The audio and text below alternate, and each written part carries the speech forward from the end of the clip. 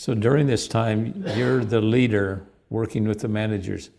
What specifically have you been doing during this time? What are the things that you did to lead this process? Well, I have been walking the talk a lot, saying, we will do this and we will make it happen.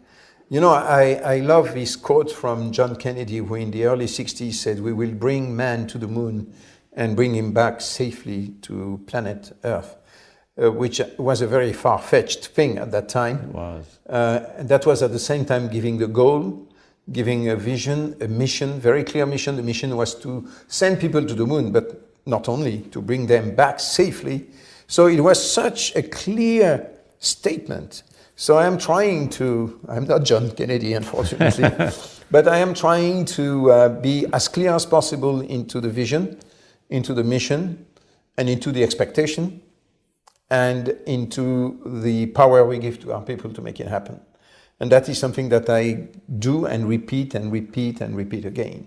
Mm-hmm. And then I have some ideas that I want to implement myself, and I am showing the path, because I think this Roman emperor who said the best authority, the best way of showing authority is to show the example, is to lead by example. Mm-hmm. And I think example is very important. So I myself I've changed a lot in my way of looking at the company.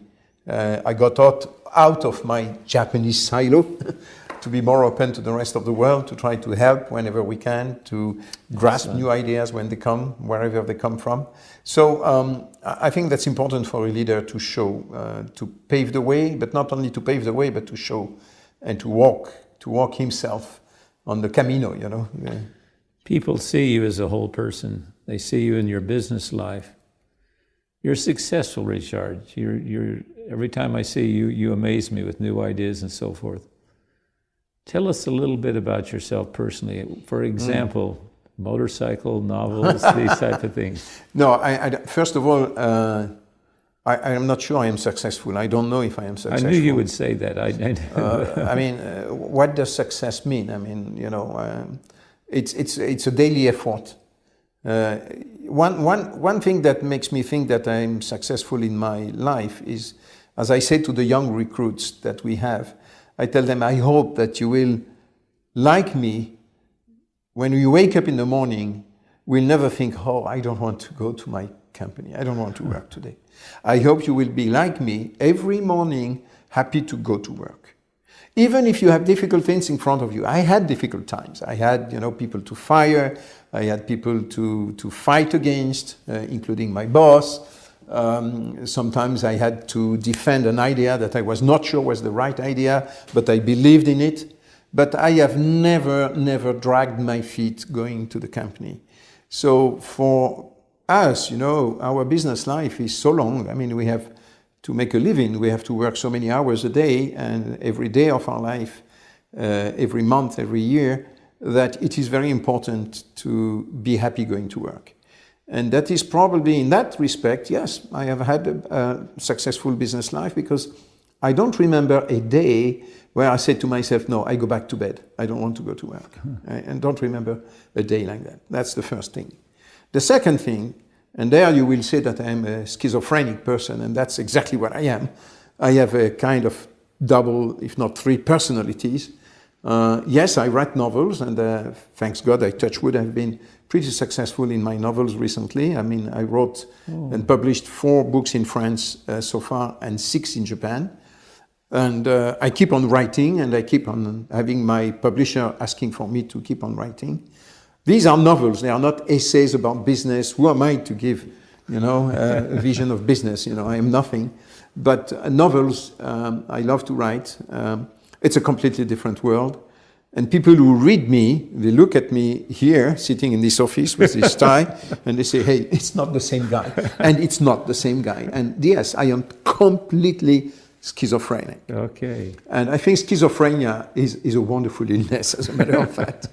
And yes, I ride Harley Davidson for many, many years. I have stopped recently because I've had some small health problem. Riding a bike, and not a bike, a Harley. A Harley, yes. Because a Harley is a culture. It's not just a bike. Yeah, you can ride a BMW, a Honda, It's not culture. Harley, I mean, it's almost like if you tattoo yourself, and, born to ride, or, a hell angel. and you dress up, you end up dressing up like a hell's angel. I mean, you have chains all over the place, you have the black leather thing and the boots, and then you go, bah. And that is also kind of, splitting personality. A couple of times I was coming to the office with my Harley, people would look at me like, is that our president? And yes, it is your president. Yeah. And I think that it's important also that people can develop their personalities besides business. And as a matter of fact, I write under my name. I could have decided to write under another name so that people would not see who is writing. And by the way, the first novel I wrote, the first line of my first novel is I am an imposter. Because I think I am in total imposture. People are making a mistake thinking that I am a great businessman, thinking that I am a great president, thinking that I'm a great guy in the luxury industry. I know I am not. I know I am not. And that's why I am who I am, because I have doubts. Having doubts, I think, is very important. Never be satisfied with what you're doing. Never become arrogant. Never believe that, yes, I am successful. Well, seen from outside, yes, maybe. I am the boss of a big company in Japan. In the luxury world, it's one of the most respected companies, but I'm not the one who made it. She made it, and our owners make it what it is. I'm just serving this image. I'm just serving this brand, and I'm serving our staff, our people. So, who am I to pretend that I am successful? Let me add for this question. Maybe it's the last question. I'm not sure, but you've done all of these wonderful things. You've had a wonderful life. You've heard of the movies where they have the bucket list. Mm-hmm. Do you have a bucket list? And if so, what would you like to do in the future? Well, the bucket list is very simple. Very often the bucket list is still driven by, life. I have a 12-year-old boy who is very ambitious with himself. He wants to go to MIT to do computer science. I don't know if he will be able to make it, but we will try as much, my wife and I, as much as possible to make this happen. So it's at least another 10, 15 years. And I'm not so young anymore. So first of all, I need to keep on working. And I don't see myself retiring tomorrow. As long as Chanel tells me you can stay with us, I will be happy to stay with them. Maybe do different things from what I'm doing today, but that's one thing. That's top of my bucket list, as a matter of fact. Okay. It's keep on working. Also because my wife would probably divorce me if I am home every day after that. She would say, no, thanks. Get out of my life. This is a little bit of a joke. Keep on writing, and writing more and more, because I started late in life writing. I was stupid. I was lazy. I could have started earlier, because I know I could write easily. I have a lot of imagination. I have this, split personality where on one side I am pretty much in the business, at the same time I have a part of my brain which is thinking of going to, what my character is going to do in the next chapter of my book. So I have many stories to write. And unfortunately, I'm not in the earlier part of my life. I am in the later part. So if I want to publish as many books as possible before I am called on the other side of the world. Why do I want to do that? It's because it makes me happy to write. People ask me, why do you write? Do I want to send a message to the world? No, I am not Schopenhauer. I mean, I am a small guy. I'm a small writer. I write because I want to know what happens to the people, to my characters. Sounds very strange, but as a point in time when you write, you don't write anymore. It's your character that is taking over you. And when I start a chapter, I don't always know where it's going to end up. And when I start a book, I don't always know, and I actually most of the time don't know what is going to happen. Isn't that true in life? It's true in life. And I want to be my first reader. And then since some people are nice enough to publish me, I am happy to have as many readers as possible. And maybe I want to say something, Yes, I don't please. know. I don't know today. But I would like to know if really I had to say something or wanted to say something. And that's what I want to keep on writing.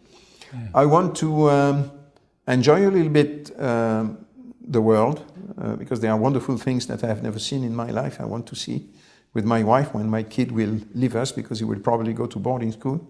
So we'll take some time to travel around, go and see the world because that also nurtures your imagination, nurtures everything, nurtures your vision of the world. And that you can pay back to the people you are working with, the people you are in charge of, and yourself, of course.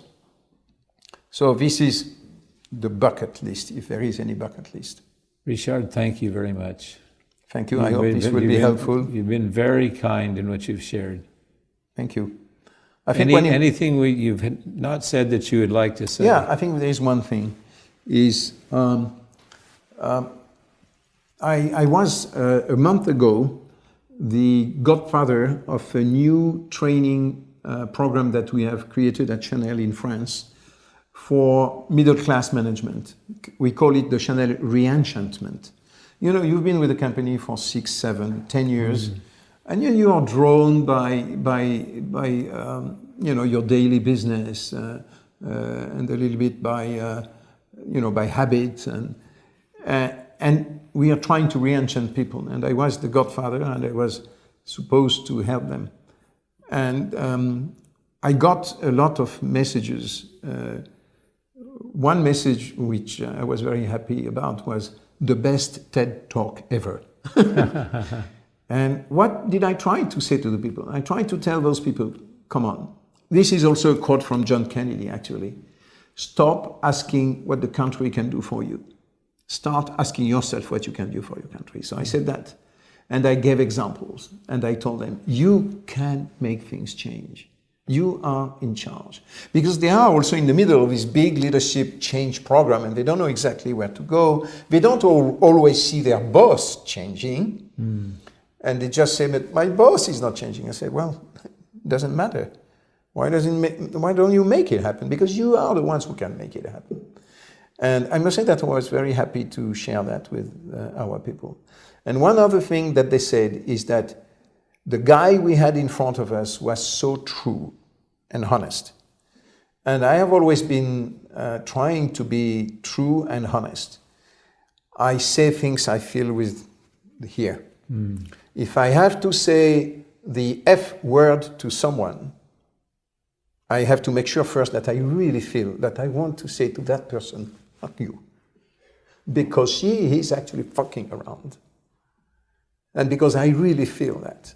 Yeah. Otherwise, I am just insulting the person. Yeah. And if I want to pat someone to say you did a great job, it's because I really believe it, not for cosmetics or not for, I think it's very important. And then people understand that and they get out of their routine at their time. And I think that's one thing I wanted to say. I don't know if you need that to be a good manager, but to be a leader, good or not, that I don't know, always be truth to yourself. Yeah. Say the truth, your truth. Might not be the truth of everybody, but your truth is very important because then people can react on that feeling that you are saying the truth. It's not lip service. Well said, my friend. That's it. Thank you so much. Royce, I was very happy to see you and spend time with you. Likewise. Again. I've really enjoyed it. Thank you. Thank you.